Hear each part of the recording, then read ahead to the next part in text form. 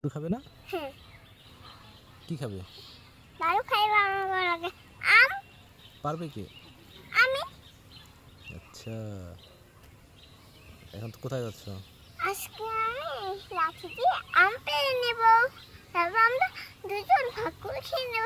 তারপর আমাদের পেটটা ভরে যাবে। আচ্ছা, তোমার আম অনেক পছন্দ? হ্যাঁ, আর যদি আম সবার পছন্দ হয় তাহলে কি করবে? তাহলে খাবারটাকে খেতে দেব। আচ্ছা, আর লাইক কমেন্ট? কারণ আসলে সাবটাইটা অকান্ত এই হাপা দাঁড়াও, আমি আগে লাঠিটা নিয়ে আসছি। আর কি করলো আমার মাথায়? কি পড়লো? কি করলো?